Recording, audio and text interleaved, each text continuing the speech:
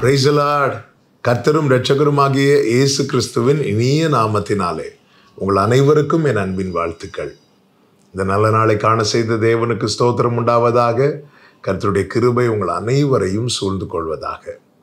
மத்தேயு சுவிசேஷம் 19வது அதிகாரம் 22வது வசனம். அந்த வாலிபன் மிகுந்த ஆஸ்தி உள்ளவனாய் இருந்தபடியால் இந்த வார்த்தையை கேட்ட பொழுது துக்கமடைந்தவனாய் போய்விட்டான். கர்த்தருடைய பரிசுத்த நாமத்திற்கு மகிமை உண்டாவதாக. ஒரு வாலிபன் இயேசுவினிடத்தில் ஓடி வந்து நித்திய ஜீவனை குறித்த காரியத்தை கேட்டறிகிறான்.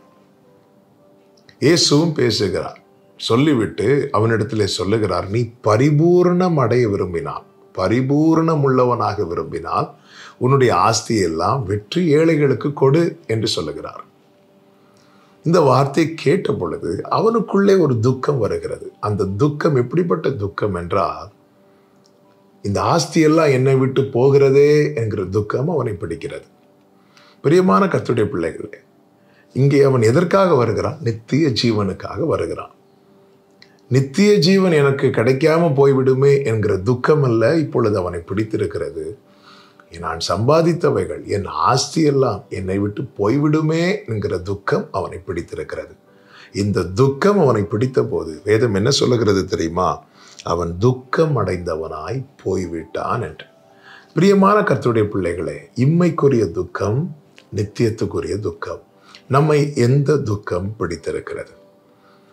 அவன் வந்த நோக்கம் சரியான நோக்கம். நித்திய ஜீவனை சுதந்திரிக்க வேண்டும் என்று விரும்பிதான் வருகிறான். ஆனாலும் இம்மைக்கான காரியம்தான் அவன் மனதை ஆட்கொண்டிருக்கிறது.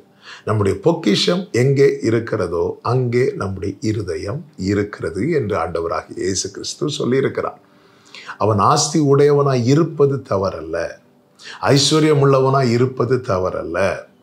கர்த்தர் ஆசீர்வதிக்கிறார், கர்த்தர் உயர்த்துகிறார். பூமியின் உயர்ந்த இடங்களில் ஏறி வர பண்ணி உன் தகப்பனாகி யாக்கோபுடைய சுதந்திரத்தால் உன்னை போஷிப்பேன். கர்த்தருடைய வாயுதை சொல்லிட்டென்று கர்த்தரே ஏசாயாவை கொண்டு சொல்லியிருக்கிறார். உயர்த்துவது, மேன்மைப்படுத்துவது, ஆசீர்வதிப்பதெல்லாம் கர்த்தருடைய கிருபை. அது கர்த்தர் அதை செய்கிறார். ஆனால் அதன் மேல நம்முடைய இருதயம் இருக்குமானால் நம்முடைய ஓட்டம் நித்தியத்தை நோக்கி இருக்காது என்பதுதான் உண்மை.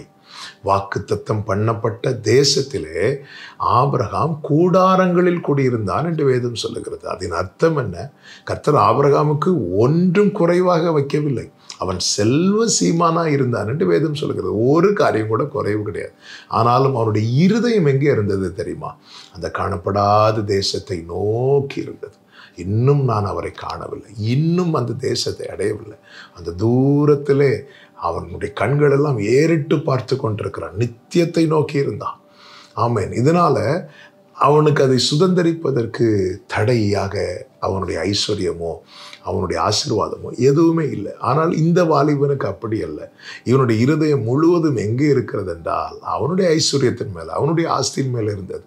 இதனால அவனுக்கு விருப்பம் இருந்தும் அவனால முன்னேற முடியாமல் போய்விட்டது. எனவேதான் இயேசுவின் இடத்துல வந்தும் அவன் துக்கத்தோடு போய்விட்டான் என்று வேதம் சொல்லுகிறது. இந்த நாளில் என்னை கேட்டுக்கொண்டிருக்கிற அன்பு சகோதரா, சகோதரி, நம்மை எந்த துக்கம் பிடித்திருக்கிறது? எந்த காரியத்தின் மேல நம்முடைய இருதயம் அதிக பற்றுதலாய் இருக்கிறது? சிந்திப்போம், நம்மை மாற்றிக்கொள்வோம். கர்த்தர் நம்மை நடத்துவாராக. ஜெபிக்கலாமா? எங்கள் நல்ல தகப்பனே, இரக்கமுள்ள தேவன், அப்பா, இம்மைக்கான காரியங்கள், உலக கவலைகள், அது முள்ளு போல எங்களுக்குள்ளே வளர்ந்து விதைக்கப்பட்ட வசனத்தை நெருக்கி போடும் என்று சொன்னீரே அப்பா. உலக காரியத்தை குறித்த கவலைகள் எங்களை பிடிக்காமல் ரட்சிப்புக்கேற்ற கவலை எங்களை பிடிக்க கிருபை செய்வீராக.